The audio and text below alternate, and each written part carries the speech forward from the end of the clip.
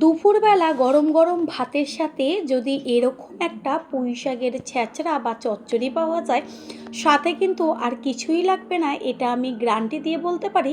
এতটাই টেস্টি হয় খেতে, কারণ এমন একটা স্পেশাল মশলা ব্যবহার করব যেটার স্বাদ একবার খেলে কোনোদিনই ভুলতে পারবেন না। নমস্কার বন্ধুরা, শ্বশুরবৌমা রান্নাঘর অ্যান্ড ব্লগ চ্যানেলে সকলকে স্বাগত। তাহলে কি করে তৈরি করব সেটাই দেখে নেওয়া যাক। প্রথমেই নিয়েছি একদম টাটকা টাটকা পুঁই শাক। পুঁই শাকটা এতটাই টাটকা দেখে তো বোঝাই যাচ্ছে, আর বেশ কিন্তু মোটা মোটা, তবে একদম কচি। পুঁই শাকটাকে আমি একদম ছোট ছোট করে কেটে নিয়ে ফিরে এসেছি। পাতা একটাও বাদ দিইনি, যেহেতু পাতাগুলো এত সুন্দর ছিল সেই কারণে পাতা ডগা সমস্ত কিছু নিয়ে এখানে জল দিয়ে ধুয়ে রেখেছি। আর এইখানে আমি আগের থেকে কেটে রেখেছি গাঁঠি কচু, যেটায় নাকি সবথেকে বেশি টেস্ট হবে। তারপরে আলু, বেগুন আর কুমড়ো, সমস্ত সবজিগুলোকে জল দিয়ে ধুয়ে নেব। এখানে নিয়েছি ইলিশ মাছের মাথা। তারপর এর মধ্যে দিয়ে দেব লবণ আর হলুদ গুঁড়ো। হলুদ আর লবণ মাথায় ভালো করে হাত দিয়ে মেখে নেব। একদিকে ইলিশ মাছের মাথা, অন্যদিকে স্পেশাল একটা মশলা, তাহলে বোঝাই যাচ্ছে যে রেসিপিটা কতটা টেস্টি হতে চলেছে। ভালো করে লবণ হলুদ মাখিয়ে নিয়েছি। এবার গ্যাসের ওভেনে কড়াই বসিয়ে তাতে দিয়ে দেব সর্ষের তেল। আর সম্পূর্ণ রেসিপিটা আমি সর্ষের তেলেই তৈরি করব, আপনারা চাইলে সাদা তেল দিয়েও করতে পারেন, তবে সর্ষের তেলের টেস্টটা কিন্তু সম্পূর্ণই আলাদা। তেল গরম হয়ে গেছে, এবার মাছের মাথা দুটোকে এর মধ্যে দিয়ে ভালোভাবে মাথাগুলোকে ভেজে নেব।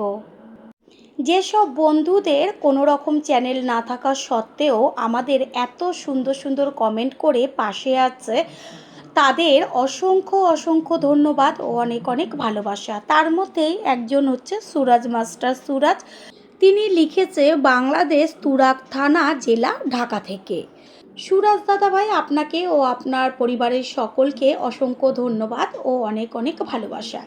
এইভাবেই আমাদের ভালোবেসে সবসময় পাশে থাকবেন। মাথাগুলোকে সুন্দরভাবে বেশ লাল লাল করে এপিট ওপিট ঘুরিয়ে ফিরিয়ে একদম মুচমুচে করে ভেজে নিতে হবে। মাছ ভাজাটা দেখাই যাচ্ছে যে সুন্দরভাবে ভাজা হয়ে গেছে। এগুলোকে তেল ছেঁকে তুলে নেব। তেলটা আমি প্রথমে একটু বেশি করেই দিয়েছি মাছের মাথাটা ভাজার সময়, তাহলে ওই যে মাছের মাথার থেকে যে গন্ধটা থাকবে তেলের মধ্যে, ওতেই যখন সবজিটা ভাজা হবে তাহলে কতটা টেস্টি হতে পারে সেই সবজিটা। এর মধ্যে দিয়ে দেব একসাথে আলু আর গাঁঠি কচু। আলু আর গাঁঠি কচু সিদ্ধ হতে একটু বেশি সময় লাগে অন্যান্য সবজির থেকে, সেই কারণে একসাথে দিয়ে ভালো করে ভেজে নেব। দিয়ে দেব হলুদ গুঁড়ো আর পরিমাণ মতন লবণ। এবার হলুদ আর লবণটা গাঁঠি আর আলুর সাথে ভালো করে নেড়েচেড়ে মিশিয়ে নিয়ে গ্যাসের ফ্লেম লো টু মিডিয়াম করে ভালো করে ভাজতে হবে। একটু বাদে বাদে খুন্তি দিয়ে নেড়েচেড়ে দিতে হবে যেন নিচের দিকটা পুড়ে না যায়। আলু আর গাঁঠি অর্ধেকের বেশি ভাজা হয়ে গেছে, বেশ লাল লাল হয়েছে। এই পর্যায়ে এর মধ্যে আমি ব্যবহার করব কেটে নেওয়া কুমড়ো। আলু, গাঁঠি আর কুমড়ো এবার একসাথে ভাজবো। যখন দেখবেন আলু আর গাঁঠি অর্ধেক সিদ্ধ হয়েছে তখনই কুমড়ো বা অন্য কোনো সবজি ব্যবহার করবেন। আলু আর কুমড়োটা ভাজা হতে থাক। তাড়াতাড়ি সিদ্ধ হবার জন্য একটা ঢাকনা চাপা দিয়ে দেব। গ্যাসের ফ্লেম তো লোতে আছে। এইভাবে 3 থেকে 4 মিনিট বাদে ঢাকনাটা সরিয়ে দিয়ে ভালো করে ওপর নিচ করে নেড়েচেড়ে দেব। কুমড়োটাও অনেকটা সিদ্ধ হয়ে গেছে। এই পর্যায়ে দিয়ে দেব কেটে নেওয়া বেগুনগুলোকে। ঠিক এইভাবে সবজিগুলো ভেজে নিতে হবে। আর একটা কথা, না হলে সমস্ত সবজি যদি একসাথে দেওয়া হয় তাহলে বেগুনটা গলে যাবে অন্যান্য সবজিগুলো সিদ্ধ হতে হতে। বেগুনটা দেওয়ার পরও ঢাকনাটা চাপা দিয়ে দিয়েছিলাম। এবার ঢাকনাটা সরিয়ে দিয়েছি আর দেখাই যাচ্ছে বেগুনগুলো কত সুন্দর ভাজা হয়ে গেছে। আর ওই সবজিগুলো তো ভাজাই হয়েছে, ভাজাতে কিন্তু সমস্ত সবজি সিদ্ধ হয়েছে। এগুলোকে একটা থালায় তুলে নিয়েছি আর ওই কড়াইয়ের মধ্যেই দিয়ে দিচ্ছি সর্ষের তেল। তেলটা ভালো করে গরম করে নিয়ে এর মধ্যে ফোড়ন দেব 2টো শুকনো লঙ্কা আর দেব 5 ফোড়ন। অবশ্যই কিন্তু 5 ফোড়ন দেবেন। তেলের মধ্যে খুন্তি দিয়ে ফোড়নটাকে বেশ নেড়েচেড়ে দিতে হবে। আর যখন সুন্দর একটা গন্ধ বেরোবে তখন এর মধ্যে দিয়ে দেব গ্রেট করে নেওয়া আদা।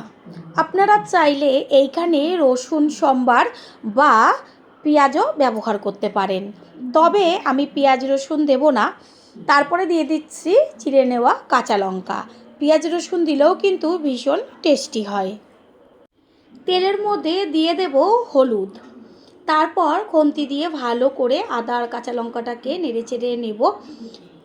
তেলের থেকে খুব সুন্দর আদা আর কাঁচা লঙ্কার গন্ধ বেরোচ্ছে। এবার এর মধ্যে দিয়ে দেব ওই যে পুঁই শাকটা কেটে ধুয়ে রেখেছি, সেই পুঁই শাক। পুঁই শাকটা প্রথমে অর্ধেকটা দিয়ে তারপর খুন্তি দিয়ে ভালো করে নেড়েচেড়ে নিয়ে আর অর্ধেকটা দিয়ে দেব। তেলে যখন শাকটা পড়বে সাথে সাথেই কিন্তু একদম নরম হয়ে যাবে, দেখাই যাচ্ছে যে কতটা মজে গেছে।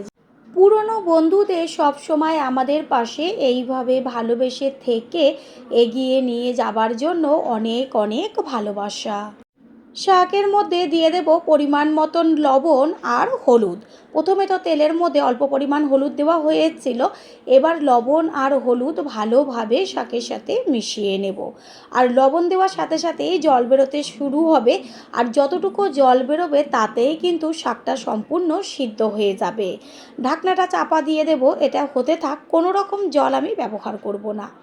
গ্যাসের অন্য ওভেনে তড়কা প্যান বসিয়ে তাতে দিয়ে দিচ্ছি 2 চা চামচ পরিমাণ জিরে আর 2 চা চামচ পরিমাণ ধনে। এটা হচ্ছে সাদা জিরে।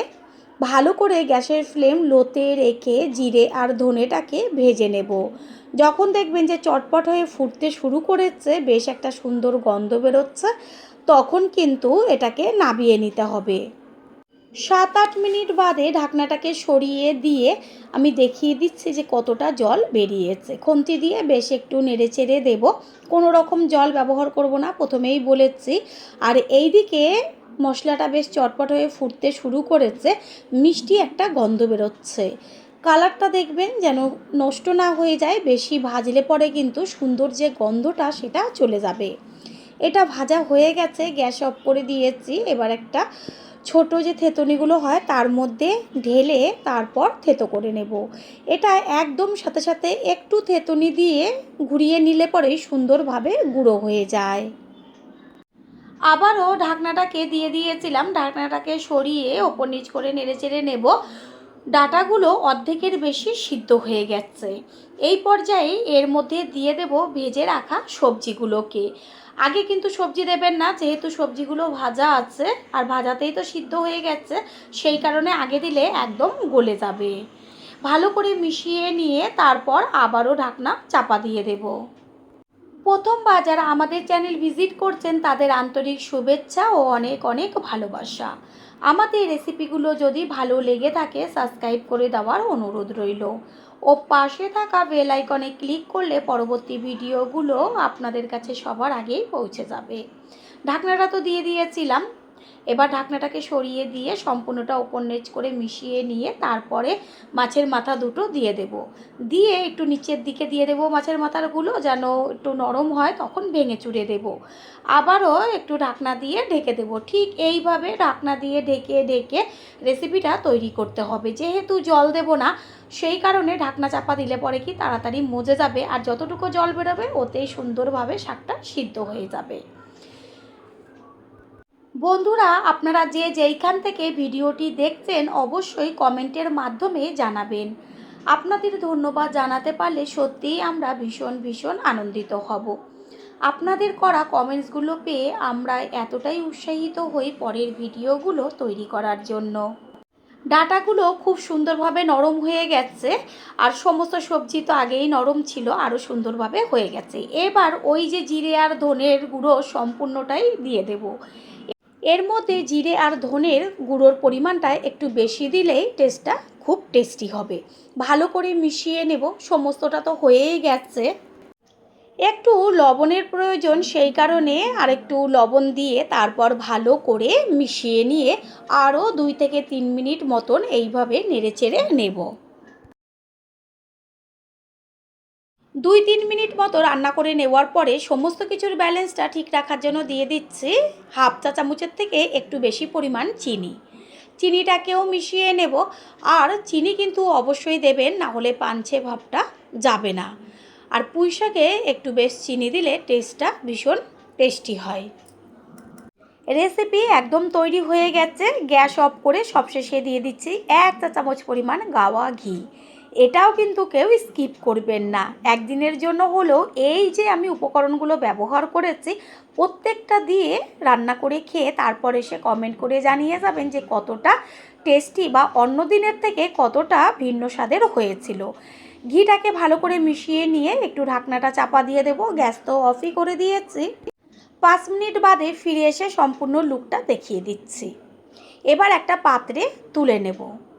আশা করি রেসিপিটি ভালো লাগলো। আর যদি ভালো লেগে থাকে একটা লাইক, কমেন্টস, পারলে একটা শেয়ার করে অবশ্যই জানাবেন।